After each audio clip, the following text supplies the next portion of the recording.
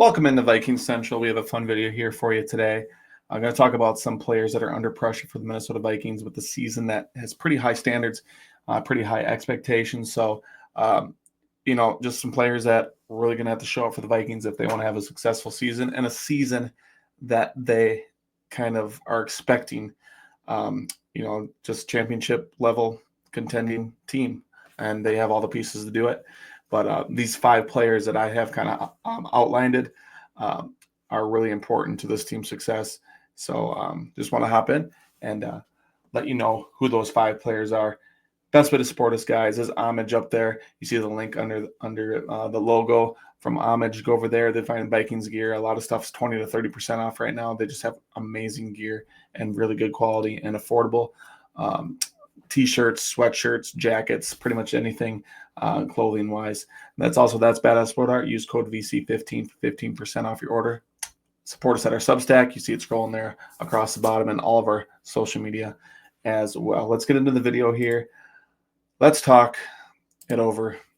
Jalen Nailor, my number one guy that I kind of want to talk about that I think is kind of under pressure, especially, Justin Jefferson should be ready by week 1. He has that injury right now for the Minnesota Vikings. It's the hamstring strain, but sounds like he's going to be ready for week 1. So that's not really the big issue. But the bigger issue is Jordan Addison coming off a 3-game suspension. Most likely 3-game suspension. Could be 2. I guess could be 1. But we're thinking 3, 2 at the minimum. So Jalen Nailor is going to have to step up. A guy who's been in the system for a long time. Has kind of had a shaky start to training camp. He really needs to show up for J.J. McCarthy and for Kevin O'Connell. And just this offense in general, if they want to kind of stay afloat the first handful of games this season, he just needs to show up.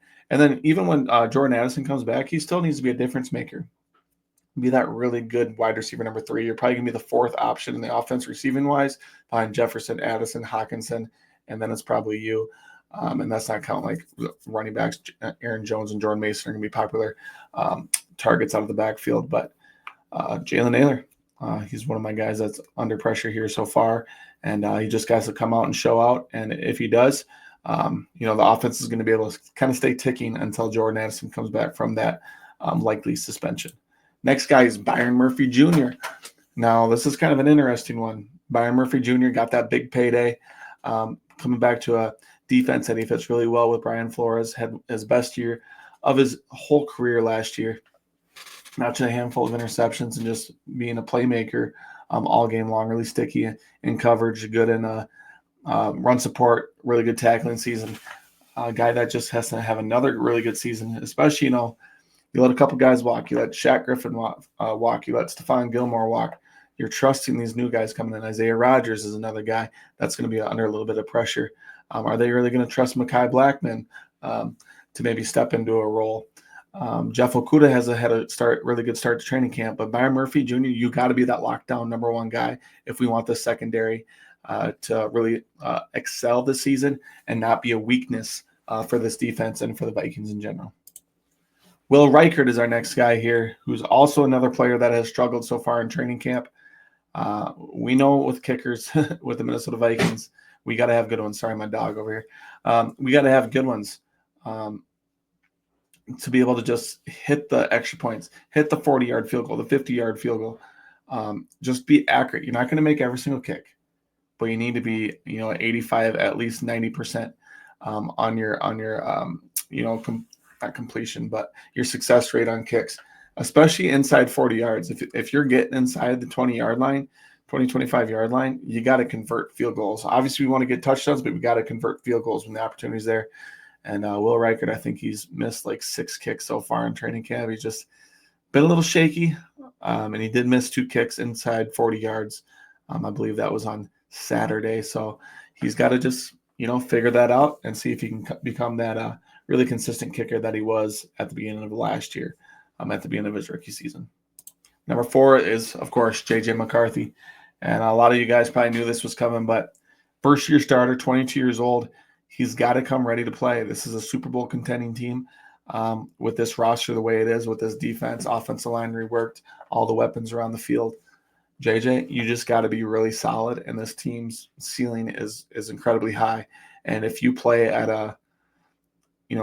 star level, top 10-ish quarterback level, this team should be almost a Super Bowl favorite in the NFC, believe it or not, if everything else falls together and everyone stays healthy. JJ McCarthy, there is some pressure on you.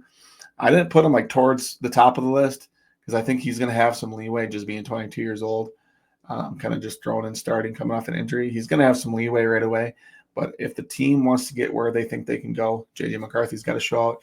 Honorable mention there, Ryan Kelly isn't on the list, but he has a big duty as well. Being that veteran center, they moved on from Garrett Bradbury after 5-6 years.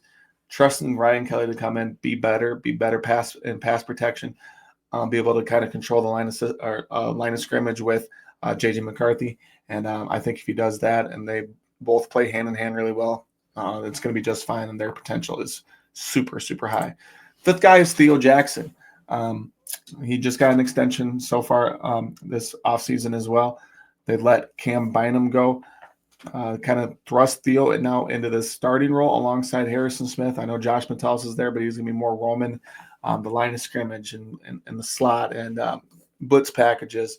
He's not playing deep safety so much. Theo Jackson is, and he's had a great start to training camp, a couple interceptions. Just kind of being that ball hawk safety and a guy that's always in the right spot at the right time.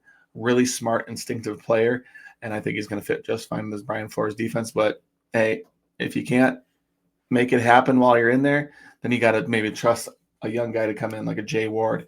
But Theo, you got to be that second safety alongside Harrison Smith. We don't know how Harrison Smith's going to be at 36 years old. You got to be really solid, and you got to be really good in the back end of Brian Flores' defense. Thank you guys for tuning in. Just 5 players that I think are under probably the most pressure for the Minnesota Vikings in 2025.